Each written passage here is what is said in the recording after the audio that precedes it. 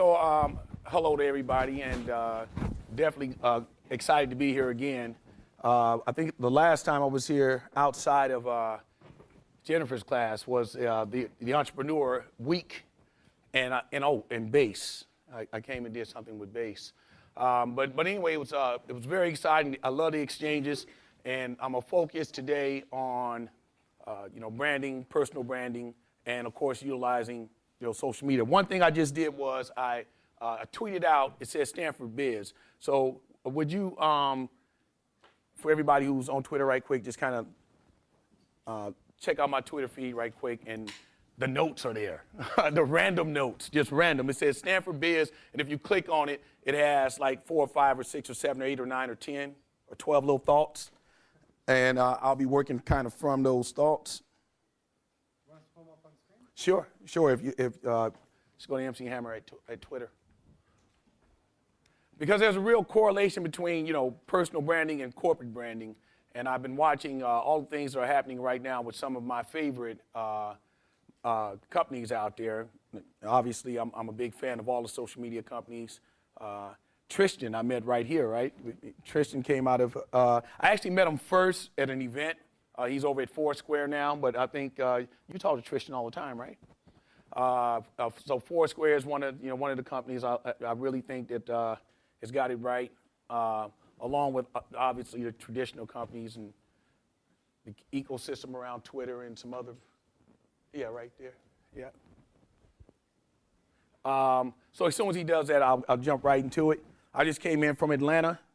I was at the Black Enterprise Entrepreneurs Conference 2011. Had a good time with that, and got back in probably around midnight or 1 o'clock. I'm doing like you guys are doing final week, right? You burning both ends. I asked the last class some random questions about some current events, and nobody knew anything.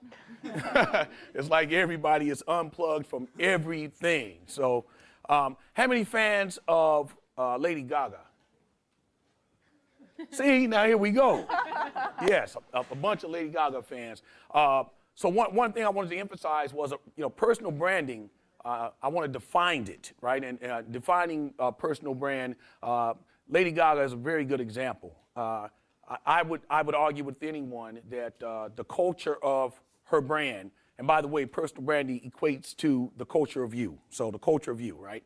So the culture of you, utilizing Lady Gaga, her culture is now bigger than the music, and the music is good, and it's very big. And what do I mean by that? And how did she end up defining that culture? Well, from one aspect, early on, the community tried to define what her brand was, right?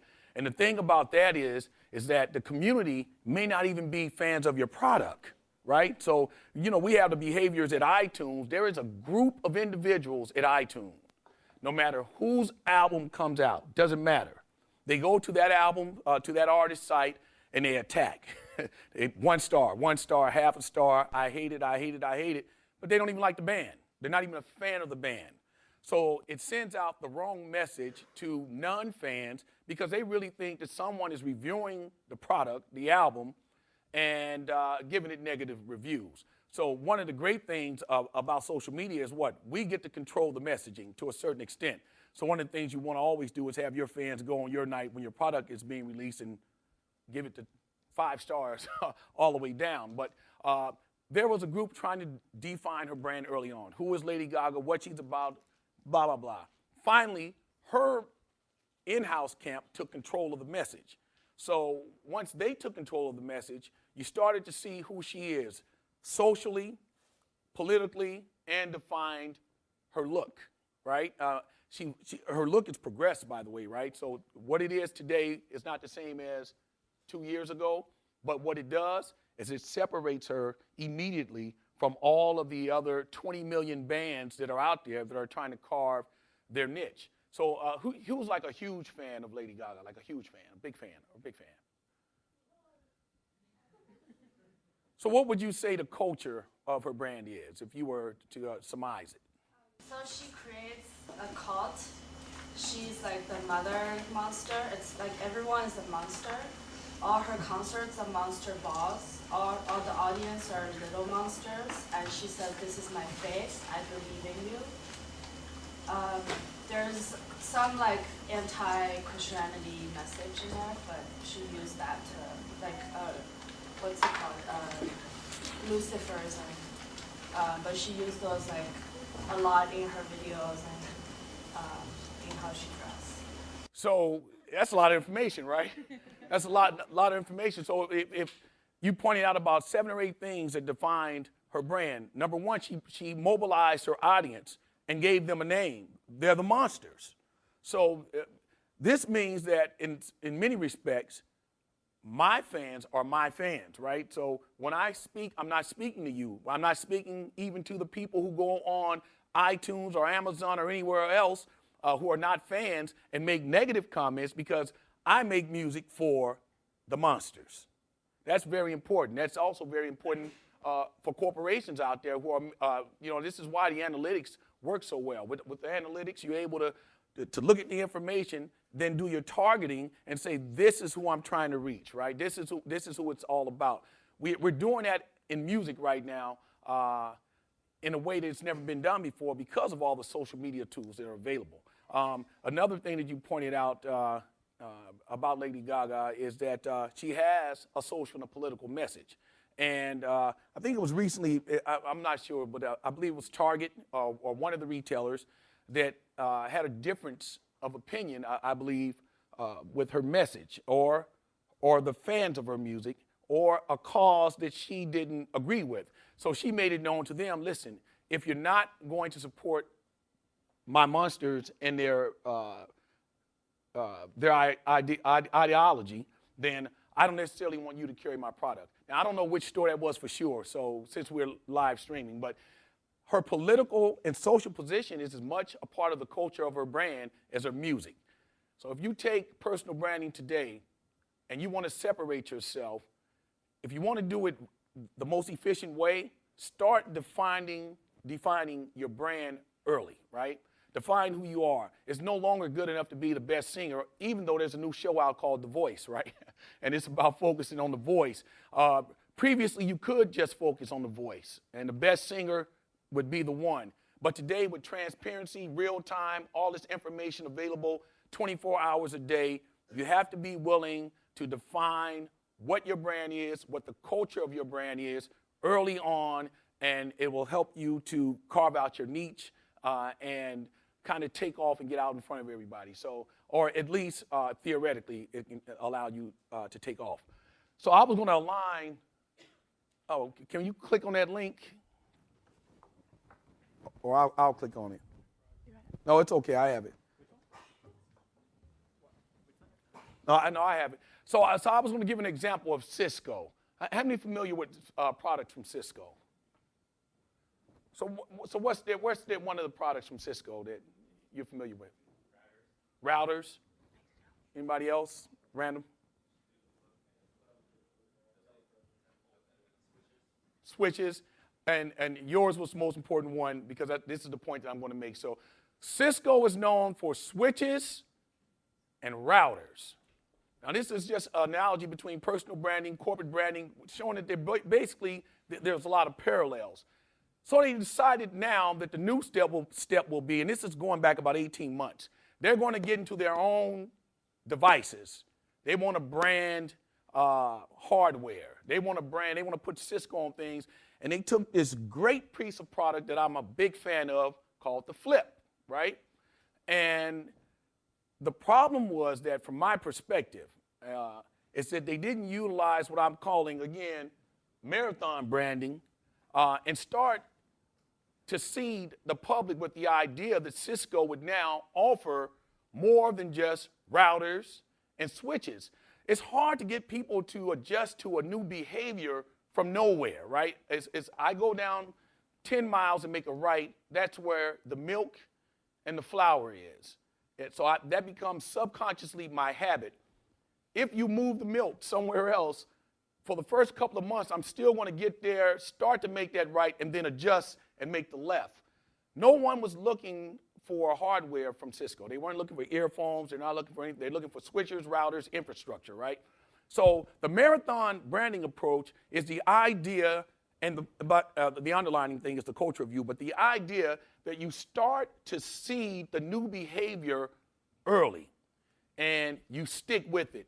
So I think one of the challenges that Cisco had was that, number one, they weren't willing to run the marathon. They gave it a shot. They tried, and much to my dismay, because I'm a big fan of the Flip, they decided to kill the product. It's no longer even in the product line anymore, and it went away. So when you're establishing a new behavior, when you're a brand that has been around and you're going to transition, you're going to start to introduce new features, new products, you have to see the behavior early. Another example I wanted to give is Google. As Google is beginning to move into music, which is not what you think, right? You Google for information, right? You Google for Gmail, right? Check your Gmail. You don't necessarily Google for music, not yet. Now there's rumors and there's leaks and things that say that now Google is going to focus on music. How many people in here are aware of that?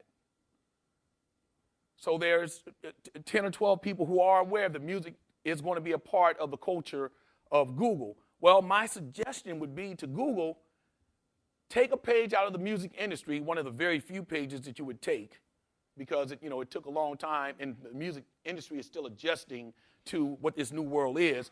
But take a page out just from this aspect, leak it.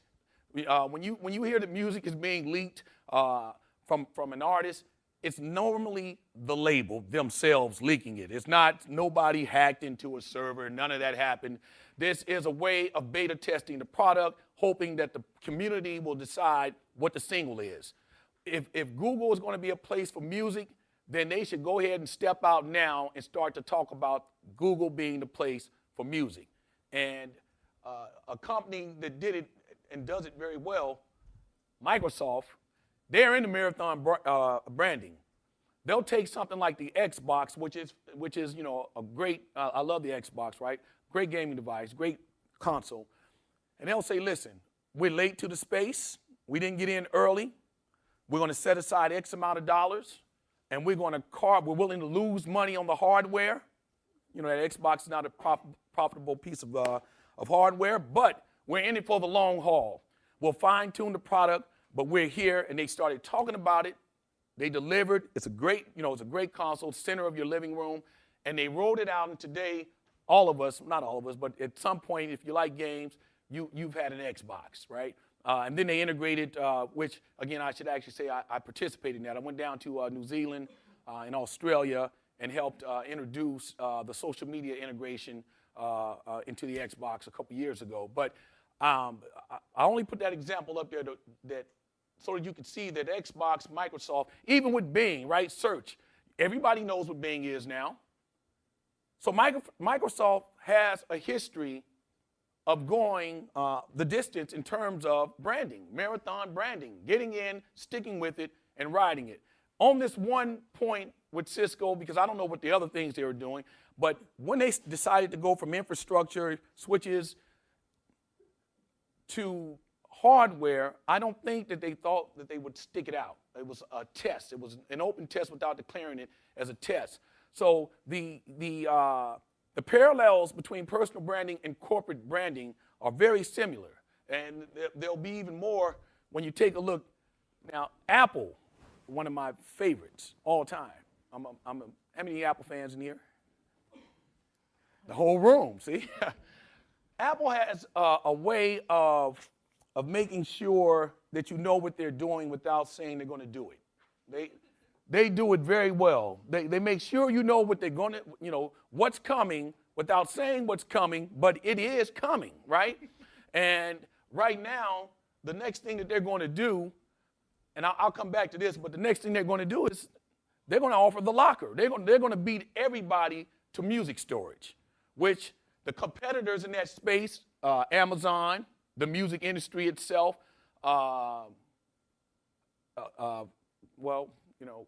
in some aspect, possibly Facebook and Google. I don't know the intimate details. I'm just throwing it out there. But here comes Apple again, out of nowhere. how did they do it and how are they getting it done and how do they do that so fast? Well, one is that once they make a decision, it seems like for the most part they stick with it.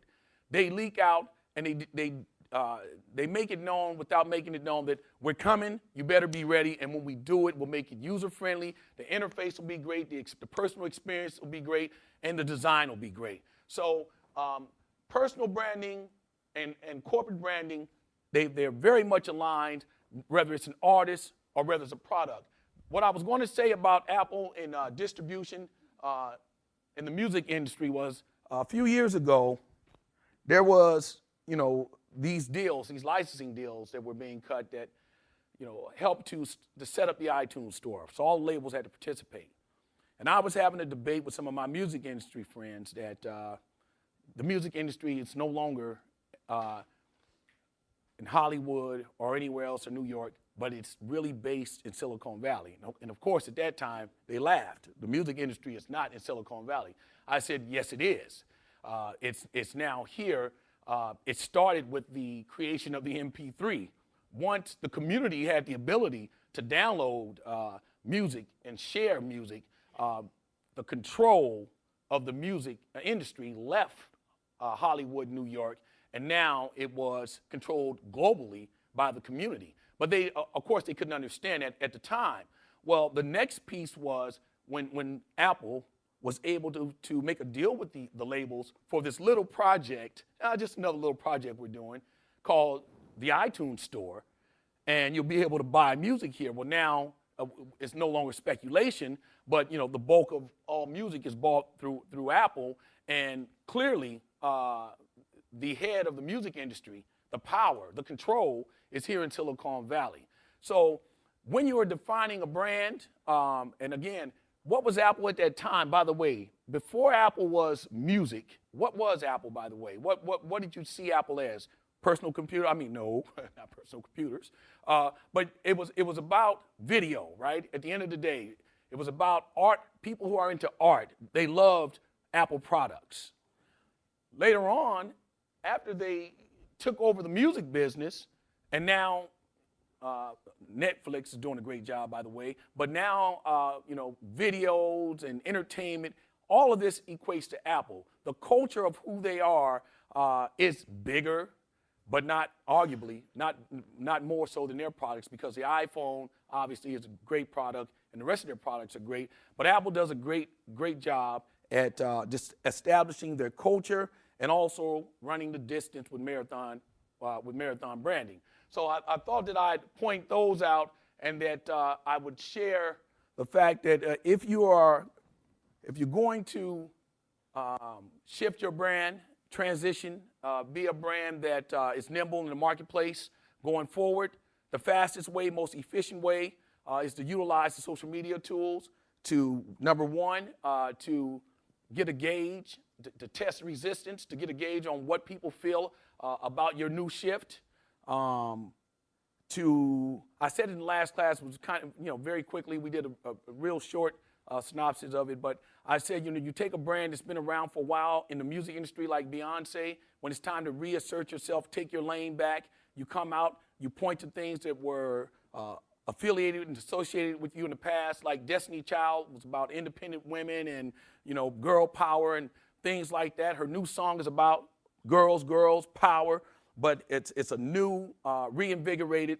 Her competition theoretically right now would have been, in some aspects, Rihanna and maybe a couple other, but what she did was quickly reestablish her lane, her brand, what the new culture will be about, the culture of her, because she truly is a marathon brander.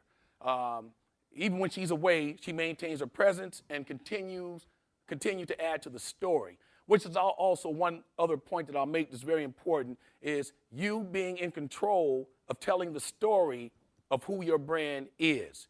It is, without a doubt, the most important aspect today, because all of your competitors want to tell your story, all of them.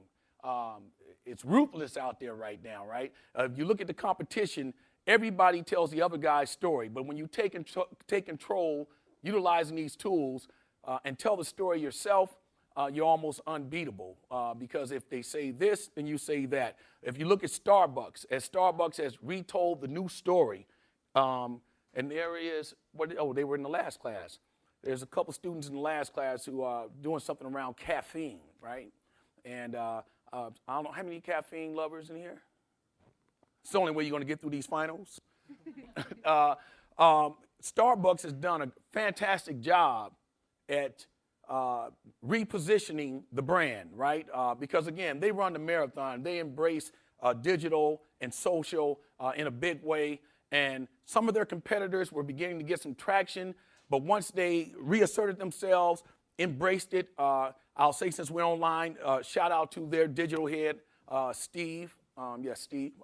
Not that I don't know your name, but I'm saying yes, Steve. He does a great job, Senior Vice President of Understanding and pushing forward. I happen to know him where? I know him from my Twitter stream. He's always on checking people out and interacting. So if you're a brand that's been around for a while and you want to decide to reposition yourself, there's no better place, no better platform than social media and using the social tools to do that. Before we go too far or get too far, I had a couple, I wanted to set aside at least 5 or 10 minutes to answer a couple questions, and I had a couple more things I wanted to say. So I think you had a question earlier, Jim. Or you made a statement earlier. Yeah. Right. And what was your thoughts around the flip, the whole, we can call it debacle in some aspects? Well, I think Cisco got into a business where they weren't prepared to go. I mean, they got into a consumer product business, and they weren't previously a consumer product focused company. They had a really hard time going with that. I think anyway, that's why I think it is. Just to add to that, so I worked at Flip for a while, and basically what happened was really Cisco inability to transition from the B2B to the B2C, and the way for you to see that is like you were expecting to sell at least 100,000 units at each batch, or to have 40% margins that they used to in the routers were, but it was just not possible in the consumer electronics space. So you were working with Jonathan Kaplan, yeah?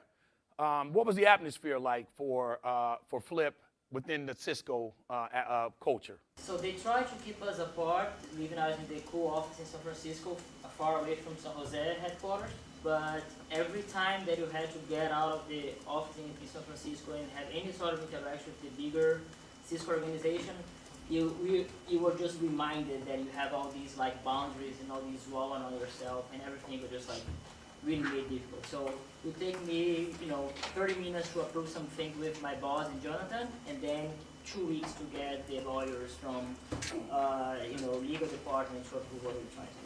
So even though our focus is on branding, you saw that I put culture runs parallel with branding, and what you just described was that there was a tremendous culture clash, right? That the cultures didn't mix. So even internally, there was a big problem with the culture. So the culture of what Flip was, and I know Jonathan, and I was at Flip at the beginning, and I used to come over to the office in San Francisco because again, if it's around rich media, social, I'm there, right?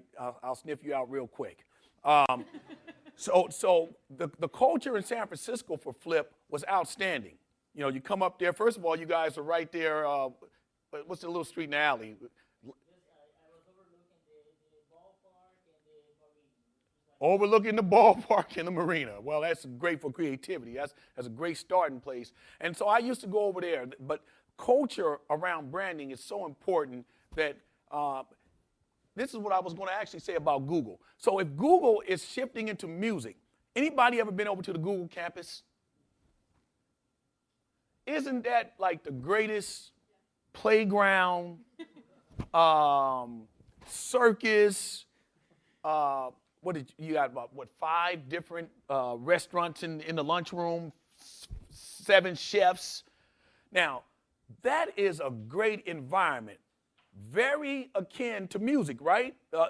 Open, colors, all of that. So if I'm Google and my actual culture is, if you ever come to visit us, we got the greatest creative, lively volleyball, the founders riding around on futuristic scooters. This is all happening in real life. So music obviously is a natural part of what Google is, right? I mean, that's entertainment, that's creativity. So I would start to market the culture of who I really am. I'm not just search. I'm not just, your mail. I'm actually the most creative place, arguably, in the valley. And the arguably would be Facebook, right? Facebook would say, Hammer, stop right there, holding your tracks. So, I'm a big fan of Facebook as well. But I'm saying if I'm Google and I'm getting ready to shift into music, I'll start my marathon branding now. My new introduction is meet what we really look like, the people who work here, the atmosphere, you can wash your clothes at Google if you work there. Did you know that? Yeah, so you at work, no, you don't have to go, you just go and What the connection is between like the fun atmosphere, because it's been for all it is kind of like a engineering friendly thing, and a lot of engineers are not exactly the same as like the hip hop persona that's put forth by a lot of the music industry. So what is it exactly about the Google, the look and the feel of the place that is very music industry like? Okay, well, because music, creating of content, it comes from the same side of the brain. That's why, so many artists love devices. It's a natural extension of their personality, the creativity. It goes beyond, it doesn't matter genre of music. You'll find that musicians love smartphones, love laptops, love checking in on Foursquare, love it. It's from the same side of the brain. It's the same characteristic. That's what the connection is. And what I was saying was that when you have a brand and a culture like Google, you actually already have built in what you need to shift when you begin to introduce new features or new products into the family. And that was the point I was making. So that environment is one of the best environments. I used to go over there every week about 5 or 6 years ago and sit down with Jennifer Feiken, who was one of the founders of Google Video, and Orchid, who's an actual person. And sit down with Orchid and talk about things, but I would look and see this great campus and this beautiful environment. And so I'm only saying that as a part of marathon branding and the culture of who you are, if you utilize that, it makes it a lot easier to introduce new characteristics, to transition if you're a brand that's been around for a while. All those things are easier.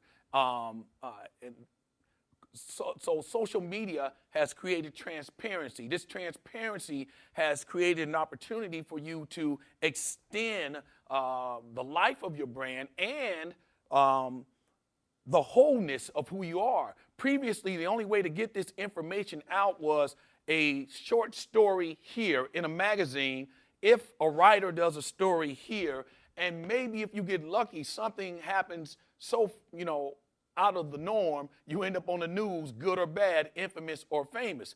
But with social media and these platforms, all these platforms in real time, we're able to tell the story and get it out. So if you're going to create new behaviors, introduce new products, do these things, marathon branding, it's great to use the social media tools. You mentioned that, first of all, as one of the last classes we're going to take at the GSB, I think it's so awesome. But you mentioned the increased transparency that you have and the wholeness of yourself that you put out there. What do you do about the cases where that whole person, transparently exposed, is not exactly what you might want for the branding? So, you mentioned Lady Gaga and the Target thing, but you can think of other examples where celebrities have, done something they shouldn't have, and thanks to social media, everyone finds out right away. And when you or a person or a concept are the brand, how do you mitigate those risks? Well, so we can go a few ways with that, right? Because one of the problems that has previously been created by both the celeb brand and the controllers of the messaging of the brand, right, is that there is this spotless, flawless individual, whether he's a musician or an athlete or whoever he is, and it's not realistic. One of the things I love about Nike is, again, talking about marathon branding, Nike allows for its athletes, celebs that it's connected with, to have flaws, to be real, to have challenges, and they don't just bail out like a lot of brands do. They don't just bail out. So now you know if you see the Nike product affiliated or associated with an athlete or entertainer that has had any type of challenge, it's not big news to you. It's not abrasive to how you perceive the product because, again, I call them a marathon brander. They made a decision in-house that they would stick with a Michael Vick in some aspect. They stick with a Tiger Woods, that they stick with. And so the consumer, initially, there may be some feedback, blowback, but what happens is as they see that, listen, we've always been human. And that's what I mean by the whole. So in some aspects, Charlie Sheen, he told you, I'm winning, man.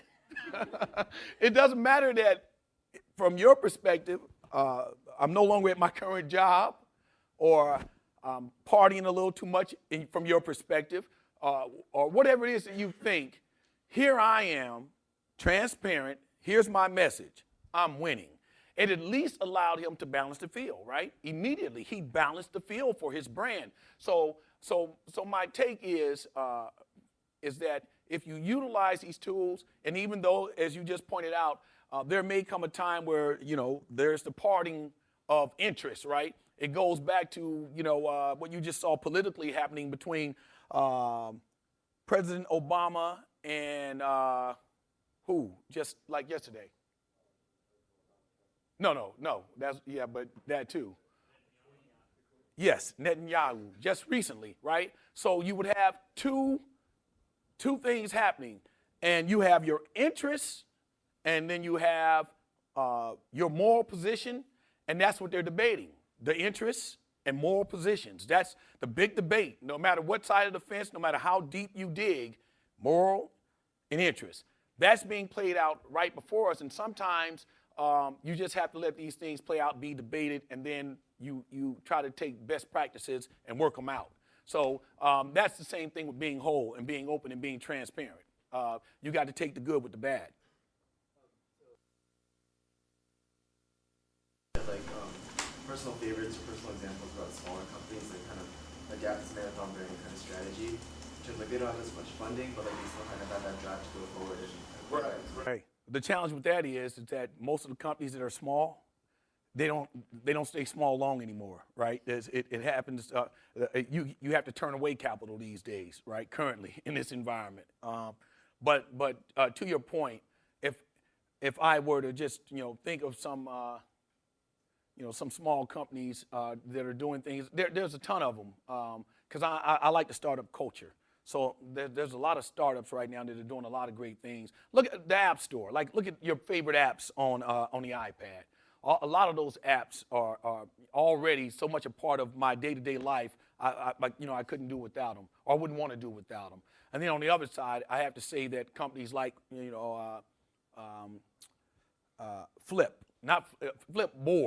Flipboard. I really love their product, and I'm big fan of it. The way consuming social media in a digital magazine, the way that it's done is outstanding. So that's a company that I like a lot. That's smaller right now, but won't be small long. To the point you made about the transparency, I'm actually a designer for Nike, and I work with Vic and a lot of those athletes. I think the difference in when you position yourself from an image standpoint is that with a company like Nike, we have people that are regarded as aspirational because they do superhuman things. How do you, as a company like Google, reposition yourself to say our employees are aspirational, they look like the voice of the consumer, they represent the consumer's interest, when it's so very different than a kid who's growing up trying to get their voice in the world through art and creativity, than they see someone who has a PhD from Stanford and Google? How do you make that connection so that person becomes aspirational for this person over here? Who is the other person? Because musicians and artists generally, they're trying to find their way through their voice, right? And their voice is their medium of choice, whether it's music, art, dancing, poetry, getting in trouble in some cases. But they necessarily don't see themselves as being an employee of Google someday, or being a person that Google cares about, which is the first step in a brand saying we're going to change our position and do the marathon branding because people can see themselves as a person who the brand cares about.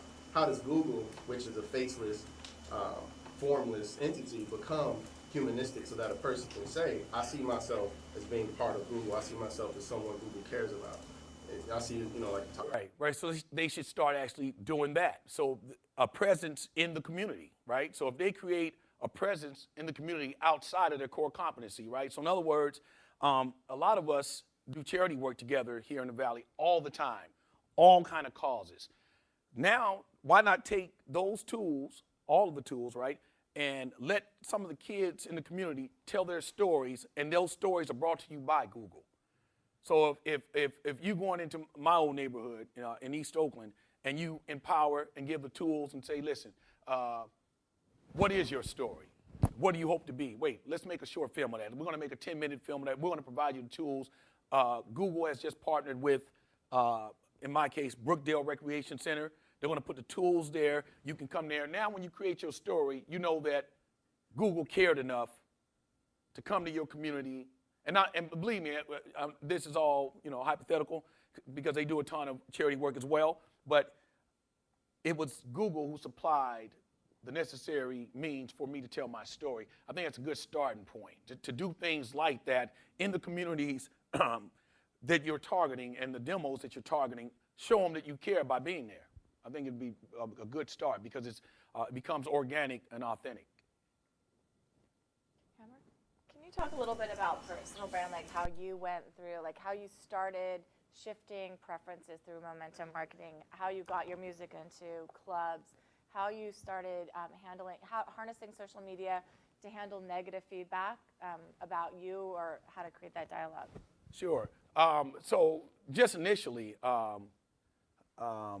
social media or any of these platforms starting before we called them social media. So if you go back to the YouTube initial era, utilizing YouTube to just get the archives out there was a big important part of my own personal brand by saying that you may know me for one song, here's another song, here's another album, here's another short film you may have missed about the life of Hammer. All of these things, when YouTube first started, before it is, become the behemoth that it is today, but in its infancy, I had a lot of presence with a lot of my historical, my historical music work there, and it helped introduce it or reintroduce it to different audiences, and so they were able to get a bigger snapshot of who I am again as a whole brand.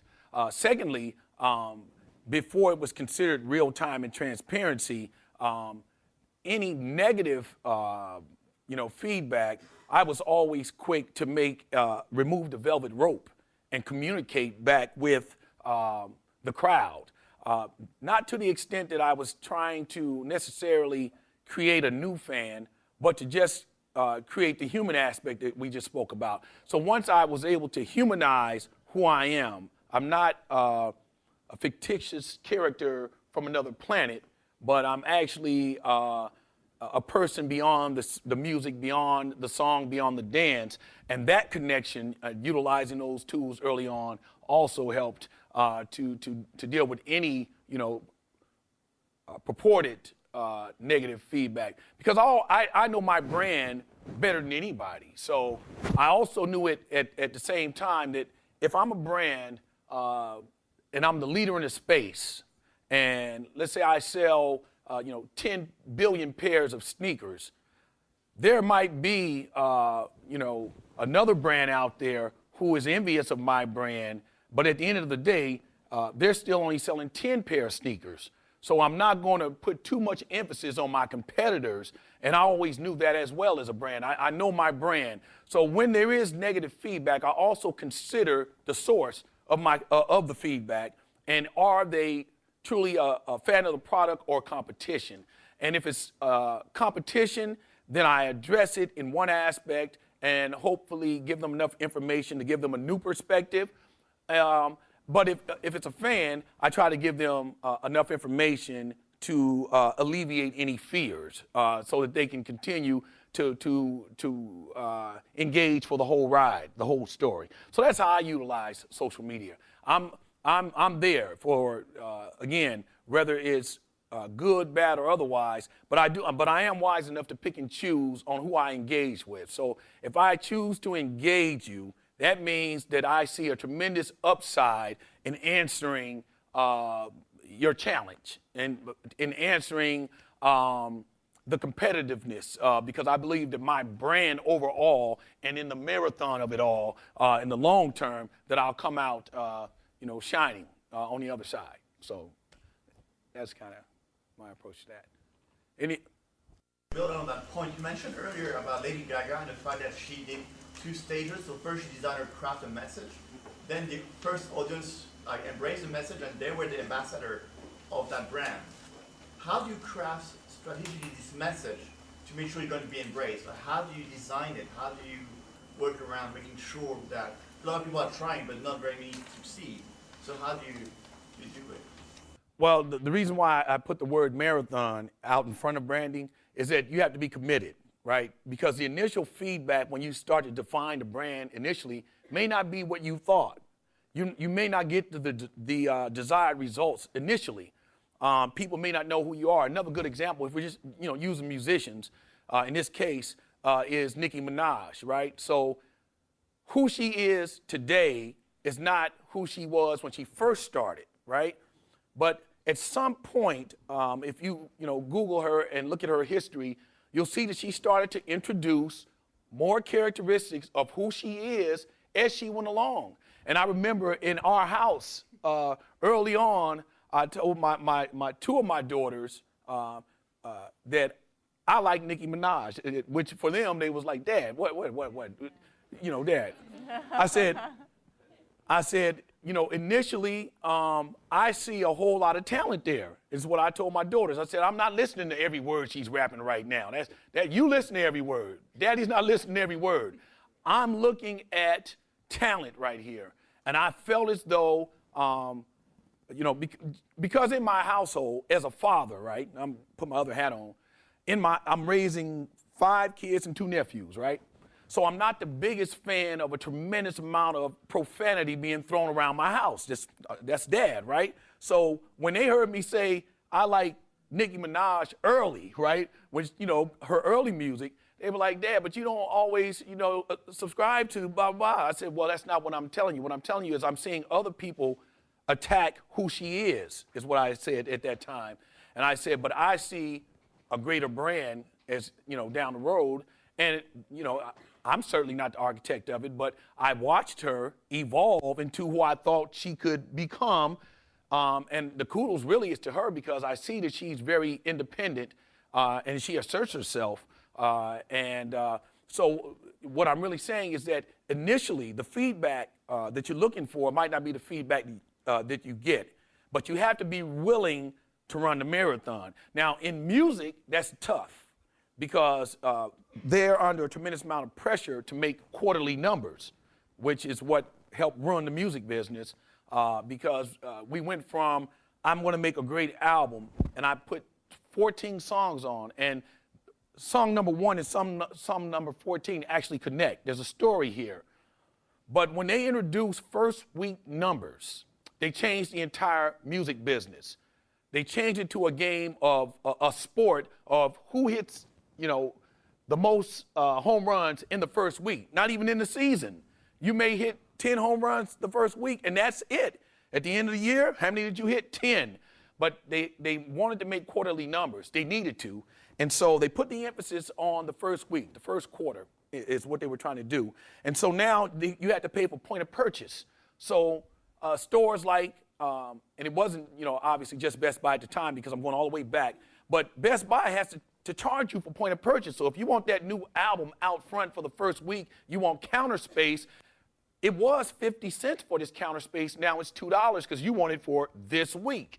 So that changed the dynamic. So now the record companies could no longer stick with an artist for the marathon for their brand because they had to make first quarter numbers. So you wouldn't have had, the opportunity, which again is kudos to Cash Money and their company and Birdman, because who Nicki is, they allowed her and stuck with it and watched the brand grow. So the parallel for you is that I'm making, the analogy that I'm making is that even if you don't get the feedback initially, if you determine from the beginning that you're going to be in it for this brand, for the marathon, then it allows you to get the feedback, being beta, change some of the characteristics based upon the feedback from the community and the crowd, not from competitors. This is, most important for the music business.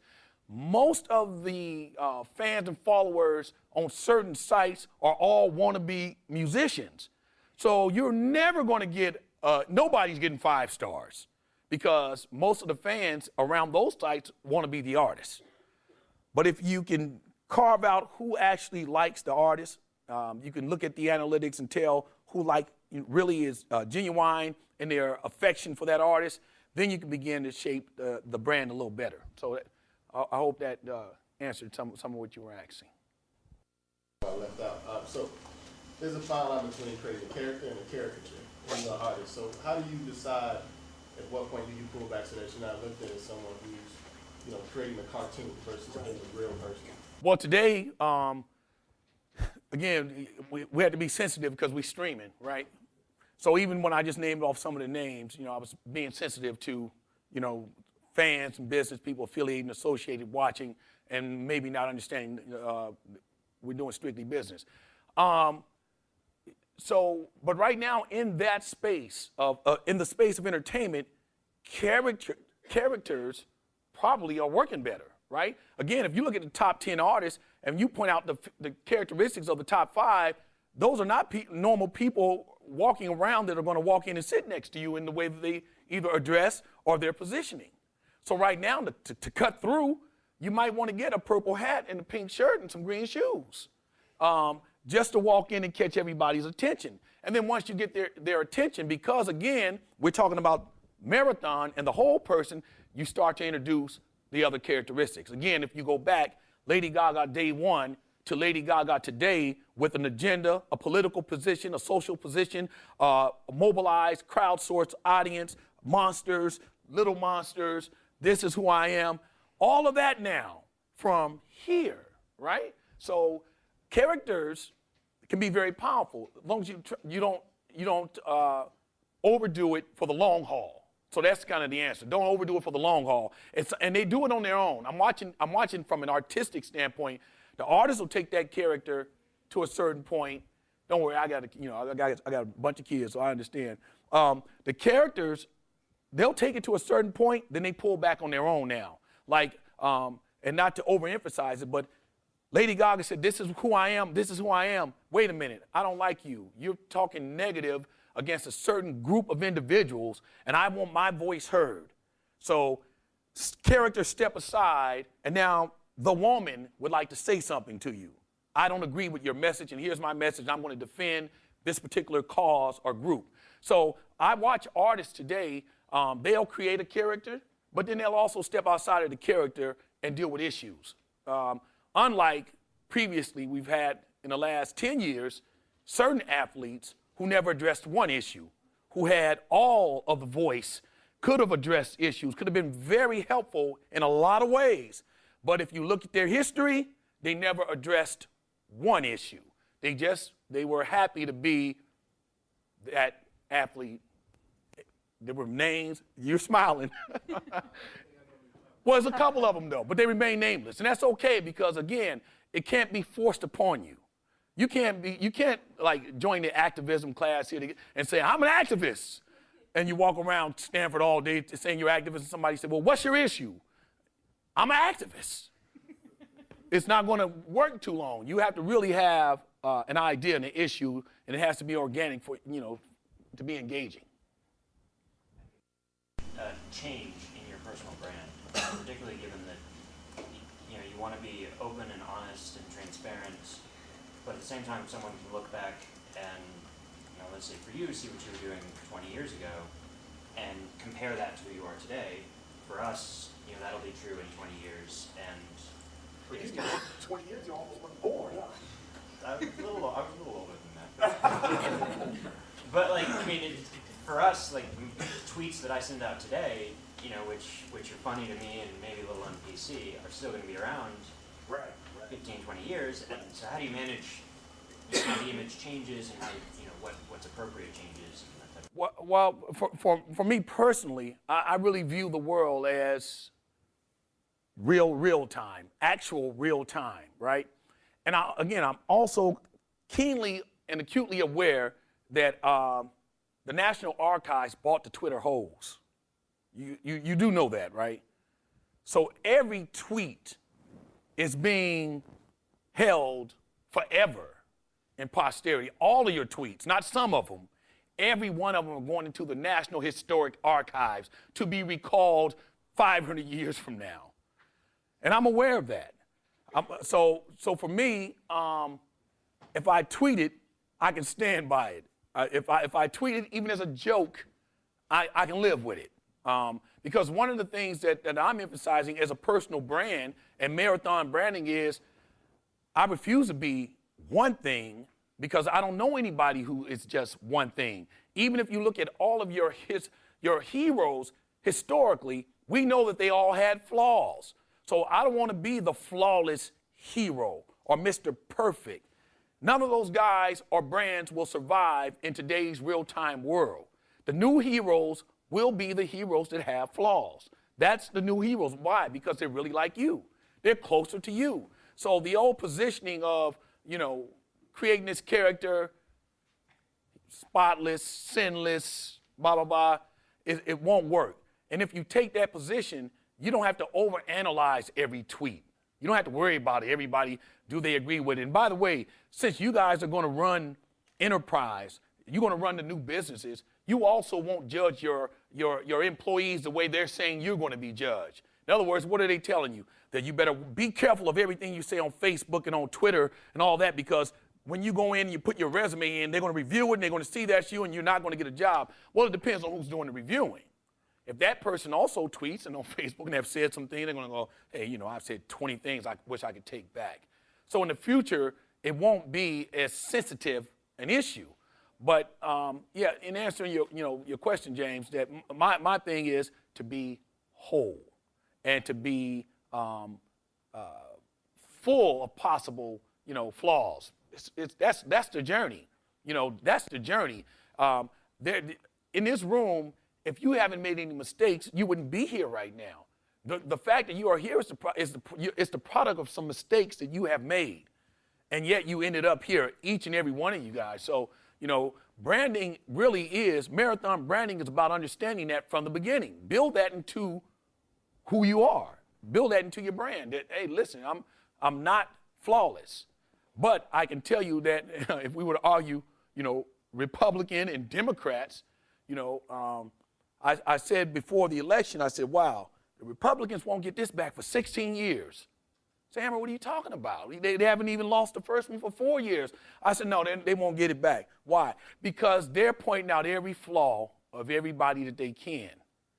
And then what that does is set you up, because now they turn the camera back and say, oh, you did this. And you're saying that his platform is not the one I should vote for because he's not flawless.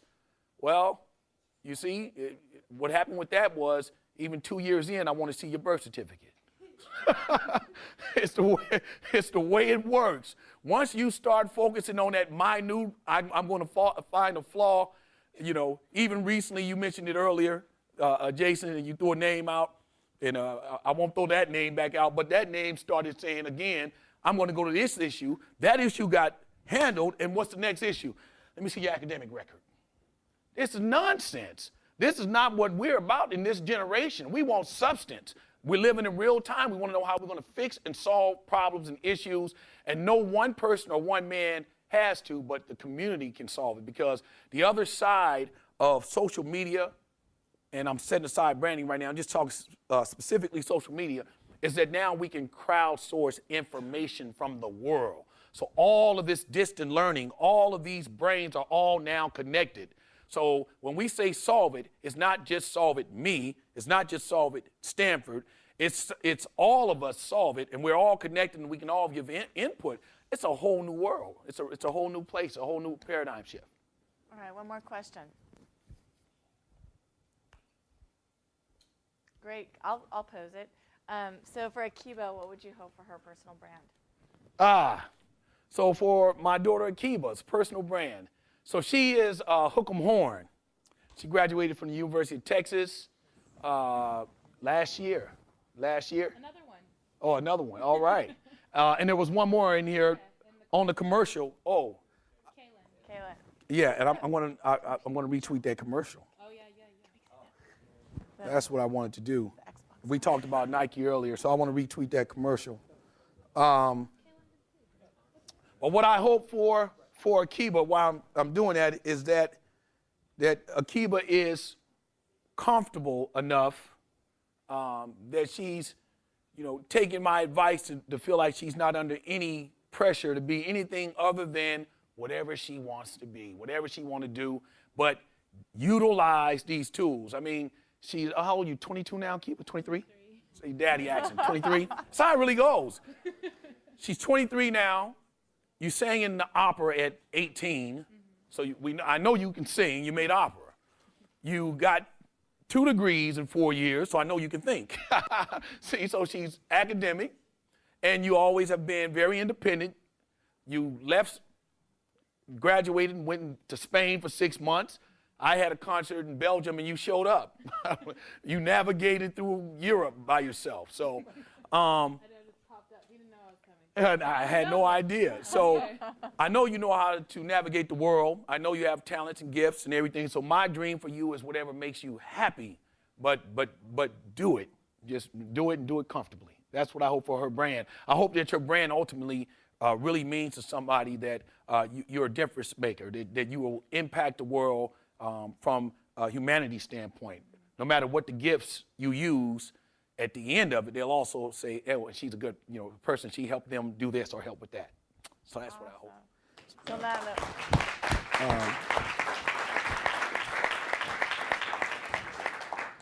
So what is his name? I promised that I would. Kaylin Thornton. No. Kaylin wasn't tweeting the video though. Yeah. Max. Yeah. Max was tweeting exactly. See, now half of your intelligence is recall. I always tell people that it's like short-term recall is like really like the best, right? So you don't even have to be smart then. You just have to have great memory. So Wallhammers. There you are. All right. Oh, so you were listening to the stream, huh? Yeah. All right. Thanks, buddy. All right. See that? I like that. So for those of you guys want to know more about sort of social technology, not from a personal brand perspective, go online and just Google Hammer at Stanford. He has a couple of videos. Last year he did one for post-power social technology with Robert Scoble, Loïc Lemur, and also Garth Sloner. So that's on video, so I would encourage you to check that out because the chapters that go by with Hammer at Stanford are quite remarkable. And someday he's going to let out that personal brand case. So he is a gorgeous piece of work on personal brand. So thanks so much, Hammer. All right, thank you.